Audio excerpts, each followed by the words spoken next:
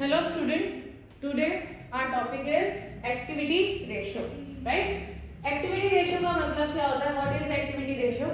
Activity ratio होती है जिसमें हम ये फाइंड आउट करते हैं कि हमारे पास जो हमारा स्टॉक पड़ा होता है उसको हम कितने number of time sold out करेंगे जिससे हमारे पास हमारी मनी आएगी, राइट? क्रेडिटर्स टर्नओवर रेशियो, जिसको हम ट्रेड रिसीवेबल टर्नओवर बोलते हैं, ट्रेड पेबल, ठीक है, that is credit turnover, working capital turnover. इसमें सारी टर्नओवर्स ही होंगी आपकी कि how many times, in which times आप लोग उसको पे करके या उनसे पैसे लेके इसको कैश में कन्वर्ट कर लेते हो।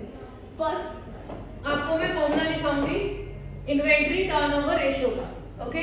इन्वेंट्री टर्नओवर रेशियो का हमारा फॉर्मूला होता है cost of goods sold upon average stock,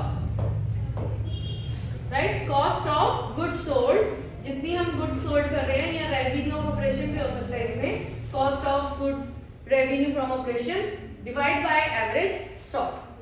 cost of goods sold का हमारा फॉर्मूला होता है opening plus purchases plus direct expenses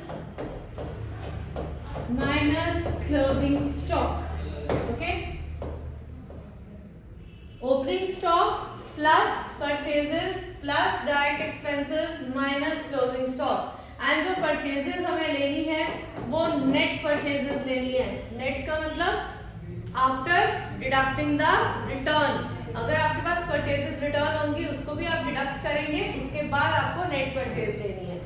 and the another formula is sale minus profit. जितनी भी हमारी सेल होगी उसमें से हम प्रॉफिट माइनस करेंगे, तब भी हमारे पास क्या आएगी? Cost, cost of goods sold, okay? Average stock, average stock कैसे निकलेगा? Find out average stock is equal to opening debtors, sorry, opening stock plus closing stock divide by 2. Find out the average stock, opening stock plus closing stock divide by 2. Okay?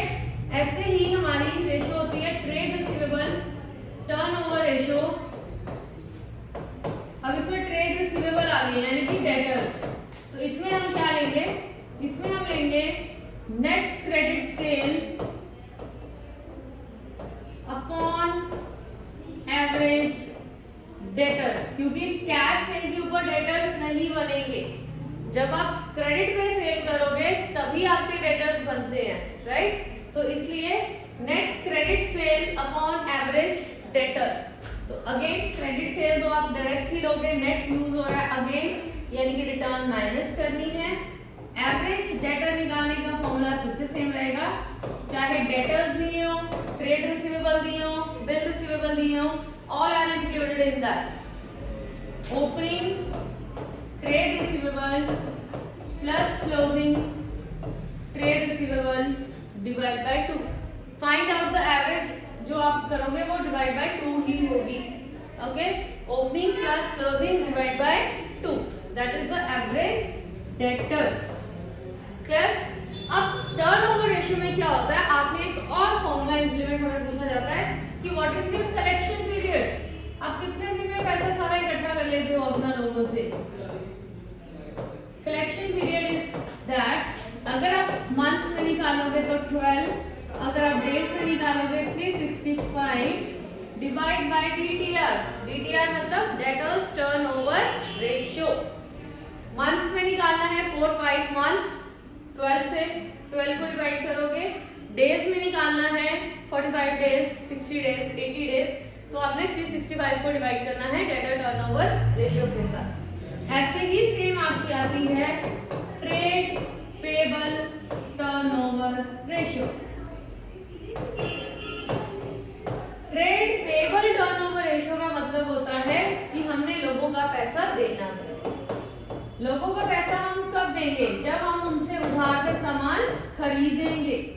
तो इसमें आएगा net credit purchase upon average creditors, net credit sale upon average creditors, उसको हम बोलेंगे payable turnover ratio. Clear? इसमें भी हमारा payable period होता है, कितनी देर में हम पे करते हैं, उसका भी सेम फॉर्मूला आएगा 12 अपॉन क्रेडिटर टर्नओवर रेशियो, वो बनेगा trade payable collection period, sorry not collection, payable period, वो बनेगा 12 upon credit turnover ratio. Answer आ जाएगा आपका डेज में या फिर मंथ्स में। Okay, is it clear? Activity ratio की ये मेन 3 रेशियोज होती हैं। इसके बाद एक और आपकी आती है, that is working capital turnover ratio.